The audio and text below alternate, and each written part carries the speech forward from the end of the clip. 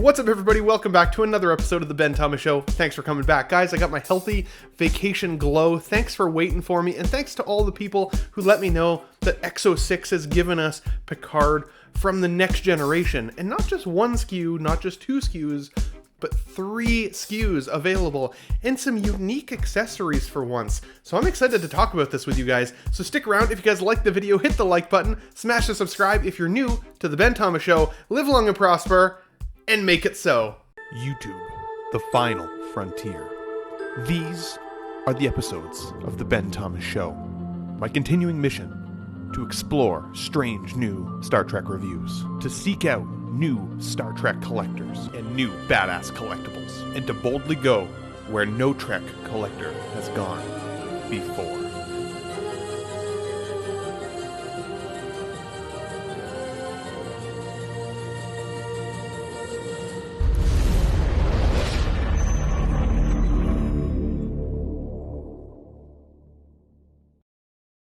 Okay guys, so welcome back. Again, thanks for being patient with me while I took a little time to get back from vacation and make this video for you. There's definitely a couple things that are very obvious that I want to note once again here, and I mentioned it kind of in our intro. I think this is the first time we've seen 3 SKUs released of the same character all at once, and you guys know how much I love Star Trek The Next Generation. But this episode might be a bit of a hot take for some of you, because while I like the episodes even that some of these particular releases are highlighting, they're actually not my favorite episodes, and there's others that I would have liked to see some accessories from. But that's not to take away from what I'm seeing here first. So I want to go through it first, looking at the Essential version, then we're going to look at the Essential Darmok version, and then we're going to look at the Standard Edition. Now, one thing I keep saying about EXO-6, you got to change the naming convention. Essential and Standard sound too much like base level items, and the Essential version is essential in my mind's eye, but then why not have a deluxe option? The multi-look here for Picard is definitely more of a deluxe option, so it's wild to me that they keep calling it the standard option. Here, standard to me means very much that, standard. So that's something I wish they would change. Now, looking first at the Jean-Luc Picard from Star Trek The Next Generation here, this is the Essential version, so very much the Standard Edition.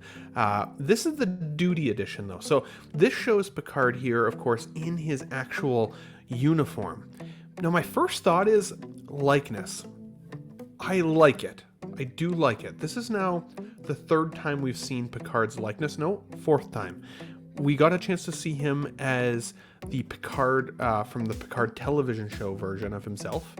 We've seen the First Contact version, which is the version I have, as well as the Locutus of Borg version. I do think this might be my favorite likeness for Picard so far, but I don't think it's still perfect. There's something about him that's a little on the waxy side, and I can't quite put my finger on it. Maybe it's the expression in the eyes. I'm not too sure. This particular picture, though, does still highlight him as a younger man, and I do really like that. I see Patrick Stewart in the head sculpt for sure. I would give the head sculpt still, honestly, probably at least an 8.5 to 9 out of 10. There's something in the paint applications that still is feeling a little lost for me, but I don't hate it by any stretch. I definitely know who it's supposed to be.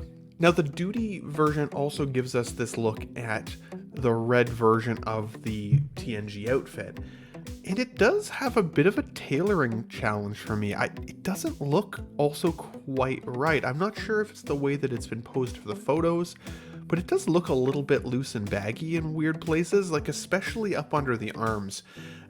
Whereas some of the other characters that I've seen so far, at least our hat in hand, have felt a little bit more tailored there.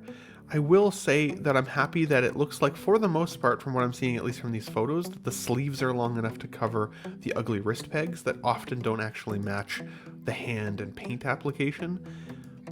It's pretty good. It is pretty good. It's also a bit of a darker red than I was expecting, but I think it's because they're using more of a screen look versus the actual color of the uniforms, because how you see this uniform on screen is going to be different. But with how dark this red does come across, at least even on my screen here, I don't dislike it by any stretch. It does make me wonder whatever happened to the concept that we were going to get kind of the screen look as well as the actual prop look in terms of coloration. Maybe that just didn't make sense feasibly, because they scrapped that really quickly with EXO-6. When EXO-6 got started, we did see versions of characters that were going to have kind of multiple colors changed, and I don't think I've seen that since. Am I happy with this? Yeah, 100%. It's still going to look amazing on the shelf. Next to Data here in the background, which I have that figure. I love that Data. Honestly, they look really, really good together. The tailoring is seemingly a little bit baggy. I don't totally love it, but I don't hate it either. I'd give the the tailoring somewhere in that maybe 7 to 8 out of 10 range. I'm finding these pictures are still on the blurrier side though again, and I'm not sure exactly why. They still do seem better than some of the original photos we got, but some of them seem really odd. Like this one seems really odd in terms of why they've even included this. It's really washed out, and clearly cut out from the main photos, which just seems kind of strange. But this is $190. It's going with a $25 flat shipping rate from EXO-6's website, if that's where you're getting it. It is saying here that the end date for the pre-order is July 4th, 2024. So if this is something you're wanting, something to keep in mind, of course. And estimated delivery date is 3rd to 4th quarter of 2024. So they're kind of expecting this is really around the corner at this point. This guy comes pretty stripped down though. You don't really get much with him. You get that Type 2 hand phaser. It does magnetically attach to the belt, which I do like. You get the TR580 tricorder, which again is iconic to the Next Generation series. You do get the 4 hands to pose them with. Pretty darn basic for the most part, honestly. This is not the option I think that I would choose necessarily. However, we do get other options. So now let's take a look at the TNG Darmok Essential Edition. Now, this is a unique piece because if you want this version exclusively, then at least you have the option to buy it. It's not paywalled behind the multi-pack. But I'm not totally sure that this is the uniform that I'd want to rock Picard with all the time either. I would say that, 95% of the episodes we see Picard in, he's wearing the duty uniform, not this kind of more leisurely look. One of the standout scenes or an episode that really resonated with me was the episode called Tapestry. And that's an episode where Picard is killed by a Nausicaan, and Q gives him an opportunity to go back and essentially rewrite his fate a little bit. And when he does it, he comes back to the present as a lowly level, I think ensign from my recollection, or lieutenant, but somewhere pretty low on the totem pole, not a captain anymore. And he, of course, decides that he's like, no, I can't rewrite my own history. If it means I die on the table, it means I die on the table. And Q gives him a chance one last time to go back and make the same choice and get that Nausicaan blade through the heart. And when he's talking to Riker at the end of that episode, he's wearing, I think, this very jacket and uniform. That's where I would have called this out. But I understand why they've given it to us this way as the Darmok episode edition. Now, the Darmok episode. A lot of Star Trek fans say that's one of their favorite episodes in Star Trek The Next Generation. This is where I say it's a bit of a hot take for me. I wholeheartedly disagree. I really didn't love that episode. For those of you who have not seen the Darmok episode, basically it's an episode where Picard is essentially kind of taken down to a planet and pitted against this alien species who has a really hard time communicating. They essentially speak in allegories. So the weirdest part about that is that the universal translator that typically they wear that gives them the ability to talk to multiple species doesn't really work with this species, and Picard has to figure out a way to communicate so they can survive on this planet against this interesting looking beast. And while I do like that aspect of the episode, don't get me wrong, I liked that Picard had to kind of use his brilliance in order to figure out this language and kind of find that way to communicate. That was cool.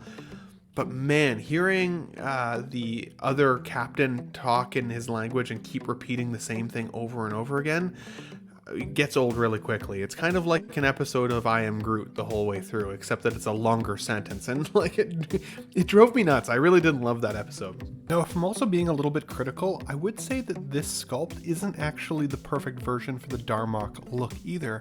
You can see that in the episode, Picard has quite a bit more hair on the side of his head, and his eyebrows are not nearly this dark.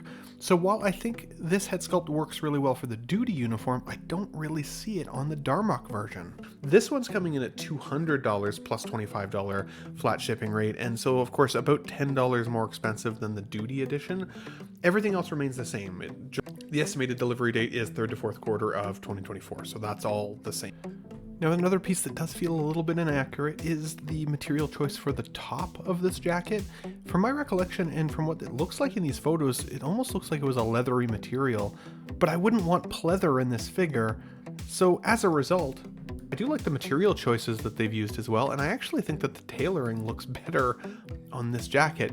This jacket traditionally always made Picard look a little wide in the shoulders. It's supposed to be a little bit on the baggy side because it's his leisure jacket. So, you know, I think that's cool.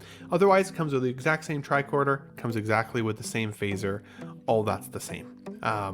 So if this is the version of Picard you like, I can see why maybe you choose this version. But let's take a look at the final SKU, because this, to me, is really interesting. So this comes with both the Darmok edition, like the jacket and that swap out body option, basically, as well as the duty option. Now, it also comes with some additional accessories, such as the Captain Picard Day banner from the episode The Pegasus. So that's actually not from the Darmok episode. They're showing two different episodes in this particular release. Now, this one's coming in at $245 plus shipping. But I gotta say, considering you get two vastly different looks, I do like this version more. But what it also shows is the notable difference in color between the leisure jacket and the duty uniform. When I close my eyes, I really do expect to see the Picard uniform in a lot more of like this red on the right hand side that you see with the leisure jacket. So here, when you pull up the images of Picard, you see that there's kind of a vastly different look in the red. Some are kind of that more burgundy look that we see with the duty option from the figure of EXO-6, but other looks quite a bit more like almost like cherry red, which is interesting, and so does the leisure jacket.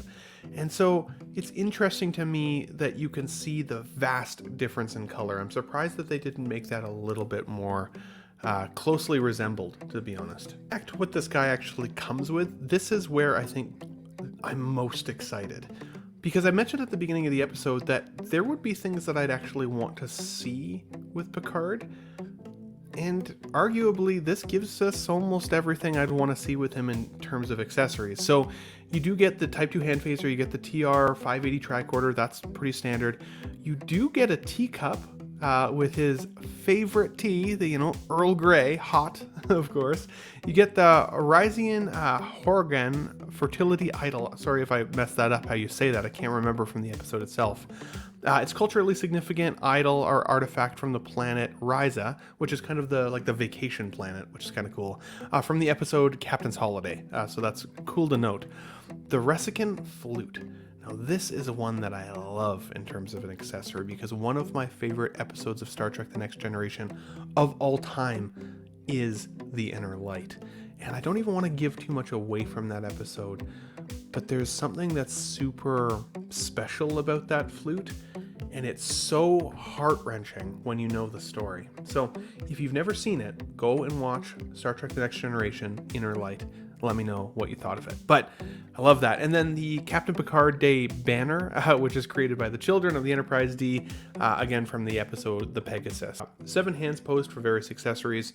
That's all good. One thing that it's not really highlighting here, and maybe I'm just missing it, is with the two different looks, do you actually get two figure bodies? Because here it looks like you get two figure bodies and two head sculpts, but I don't actually think that that's the case. I think that the head sculpt is swappable between both looks, as well as the hands, of course. But it must be two figure bodies. It must be. I can't see anywhere here that says it's not. However, if it's not two figure bodies, I would actually be really disappointed by that. So I think that they should try to make that a little bit more clear or obvious for people buying this set.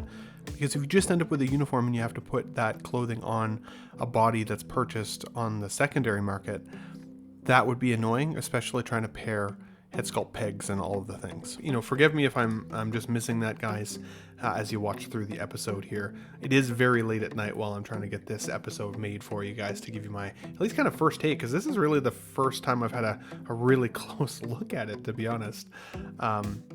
Yeah, I think this looks amazing. So, guys, what I will say about EXO-6 here is something that I've been impressed about is that for a little while there, it did feel like prices were starting to increase. And then I feel like it's kind of leveled out, and this is a price point that I think is appropriate, especially if you get the two bodies, the swappable looks, the hand sculpts, all of the cool accessories that are in there, including his tea and his flute and the, you know, the idol. I think that's all really cool stuff. For $245, I think the value is there. I honestly do. And I think that the likeness to Jean-Luc Picard or Patrick Stewart at that kind of age is also pretty solid. For most of those episodes, he had a pretty short haircut. I would have maybe liked to see a little bit more silver on the side, maybe just a tad, but certainly not a deal breaker at all. I think it looks really good. And there are episodes where he's a lot more bald with less of his kind of cul-de-sac hairstyle. So for me, this is going to be the option that I choose. I don't need to display the looks for Picard, but it's actually more of the accessories that I want with this guy. And I'll be curious to see how filled out the bridge crew gets from Star Trek The Next Generation. If we end up getting the rest of the cast and crew all in duty uniforms, I'm not going to necessarily want the leisure look for Picard. But I can also see a world in which I think having both would be cool. In fact, that scene that I mentioned from the tapestry, I think it could be cool to have a captain's chair or table, kind of set up at some point to have him sitting with Riker when we eventually get Riker. I've also seen that Nanjin is saying that Worf is coming, but will probably be kind of last because he's still really trying to dial that figure in. So there's lots that I'm looking forward to. I still don't have Geordi in the collection yet. I'm waiting on Geordi, so really, really excited about that figure, of course. But guys, I want to hear what you guys think of this release. Which option are you going with? Are you going with the standard edition here that gives you both looks and all of these badass accessories? Are you going with the essential Darmok version or the essential duty version? Why? Why not? What was your thinking there? For me, for the extra $45, the standard edition here feels like a no-brainer. Having the multiple looks and the accessories I think is great. I still hope they continue to dial in the photos. I don't think the photos on this one have been as good as some of the previous releases, but also not as bad as some of the ones we saw from a year ago. So I don't know who took these ones specifically, but I don't love some of what they've done here, and I'll be curious to see how these uniforms kind of stack up against each other in terms of the coloration. Is that going to look really weird or not? It's hard to say, but what do you guys think? Let me know in the comments down below. But of course, guys, if you liked the video today, hit the like button for me, smash the subscribe if you're new to the Ben Thomas Show, and live long and prosper, guys. I'll catch you on the next one. Thanks for watching, everybody. Wow, what a great audience. Be sure to subscribe to my channel if you haven't already, because subscribing makes you feel good. In case I don't see ya, good afternoon, good evening, and good night.